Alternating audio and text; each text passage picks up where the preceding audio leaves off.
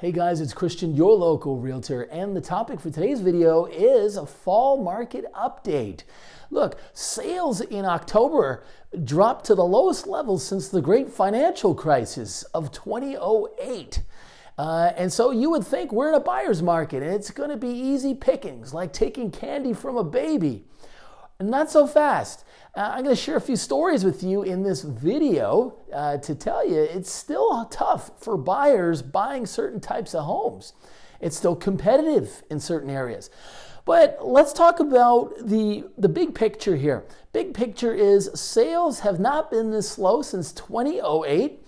Remember, September 2008's Lehman Brothers went belly up. They went out of business, and of course this caused a great conundrum in financial markets, and our local real estate market in the fall of 2008 was crickets here in the lower mainland. Well, we're at the same levels right now. Now, just adding to that though, here's a big difference. Inventory levels today are half of what they were in 2008. So even though we've seen this slowdown, there's still so few options out there for buyers. And I think that's going to provide a support level for prices, right? Because we always see a certain amount of activity in a city like Vancouver. You got people moving in for jobs, people upsizing, and people moving in with their parents. So there's always going to be that the churn, the turnover you see in the residential market. Now, the big story here is listings are really low, very tight. And the first reason here, I think sellers are just deciding to hold back. And they're looking at those February high prices and thinking, hey, they're trying to grab one of those high prices, but they're not going to get it. We know that here in the greater Vancouver area, Vancouver, Burnaby especially, prices are off by about 7 to 10%. And for detached homes and condos. And so, a lot of sellers are going to decide to just wait it out for a year or two. Now, second thing I'm seeing a lot is sellers deciding to pull the listings off the market and put them back in the rental pool. I was looking with a client right now, actually. We're looking for a one bedroom. And we had this happen to us this past week, where we saw, a beautiful one bedroom in the West End, leafy, quiet residential West End, right in the heart of it, and $599 they were listed at. First day on the market, 3 offers. We were one of them. One of the offers was sight unseen. Person hadn't even seen the property and wrote an offer on it. And the seller decided not to look at offers, and she wanted to hold off, which they probably should have done in the first place. And so they ran the private viewings through the Friday, open house on Saturday, open house on Sunday. And then 4 o'clock Sunday rolls around again. They start looking at offers. This time they have 5 in total. And guess what? Seller decided not to sell it. She just took it off the market. I guess there was perhaps some life changes on her side, but in that instance, not selling it. And that is about the 4th time that's happened to us in our one-bedroom search with this client of mine, where the sellers have taken it out. Now, the other 3 times, the sellers have taken the listing off the market, canceled it, and put it back into the rental pool. And if you're looking at the rentals here, the average one-bedroom now is getting $2,500 up to $2,800 for really good ones. And that comes from Zumper.com. They have really accurate rental averages there, I find. So $2,500 to $2,800 for a one-bedroom. So sellers are saying, hey, you know what? Maybe I just wait it out. I'll rent it out for a couple of years, and then I'll explore selling it again in the future.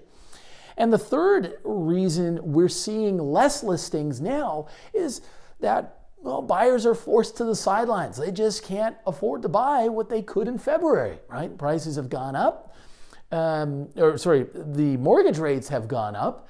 And so it may cost $800, $900 more to service the same mortgage today as it would have in February, early 2022. So these are some of the reasons why we just don't have a lot of listings to choose from. So it's making it tough on buyers.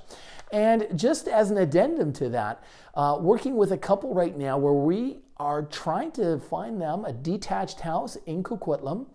And we looked through 14 listings. This couple is quite keen, so they found 14 homes they wanted to see. 7 of those 14 were either under contract with an accepted offer, so buyer and seller had come to an agreement there with a handshake, and the 3 of those had already sold. So 50% of the listings that we saw were already taken. And of those available, several of them have had offers on them. For example, we saw this beautiful house in Coquitlam with a swimming pool, just lovely home, and they've had 3 offers. And they just haven't come together on price, we were told. And I guess in one instance, they've had a subject to sale offer, which we're seeing more of in this market. So there is a lot of offers going back and forth. You don't see this on the MLS listing, or you don't see this on any data sheet or in any, certainly any article I've seen online. And I don't expect the mainstream media to know this. I mean, this is fairly in-depth. And nuanced, and I just don't expect that from them to have that kind of insight into the market. So we're not seeing that, but that's what I'm seeing. That's what I'm coming across on a day-to-day basis. And so whether it's the detached market, let's say houses in Coquitlam, or condos in the Vancouver area, it's still hard to buy on occasion, right? They're going quick and they're getting offers. Now, just moving along. So maybe a question might be to ask is, have we reached the bottom here? Have we got to a point where perhaps prices are going to start to level off and maybe even gently climb? I don't know for sure. I don't know where interest rates are going to go. But when it comes to prices month on month, I think the numbers are quite interesting. So what we can do is just take a look at the detached market, and we're going to notice some interesting numbers stand out to us here. We can see that several areas in the Greater Vancouver have actually seen price increases. So Burnaby East, month on month, actually jumped 2.3%, the average price did. New West is up 1.1%. And detached homes in North Van up 1.5%. West Vancouver also saw an increase of 1.6%. So now that's several areas in there generally plateauing, and then a few more sort of tracking down by 1% or 2%. So we'll have to keep an eye on that, but that makes me believe that maybe we're cresting at the bottom here. On the condo side, what's going on there? Well, let's again dig a little deeper, and you'll see it highlighted here. You'll see the first 3 there, the Burnaby East, North, and South, all sort of tracking up very just slightly, 0.6% for East and North, and then 0.2% for Burnaby South. Coquitlam up 0.5%, Port Coquitlam 1%.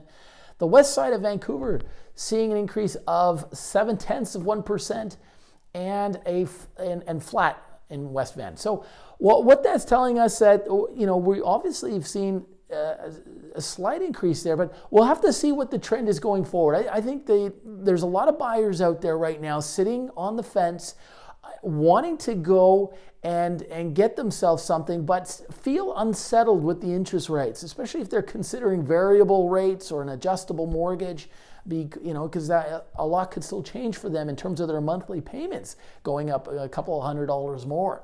And certainly the listing that I have downtown right now, I find a lot of good quality people coming through. We've probably had 3 dozen folks come through and through open houses. Really good people working in tech, young professionals, doctors, lawyers. But again, they're just kind of sitting on the fence. So we'll have to see how this pans out. But I think we may be potentially hitting a bottom here. So let's see. If you got comments, questions, leave them below. And if you've got more comments and questions, maybe specific to your situation, get in touch with us. You've got our contact below. We'll see you next time.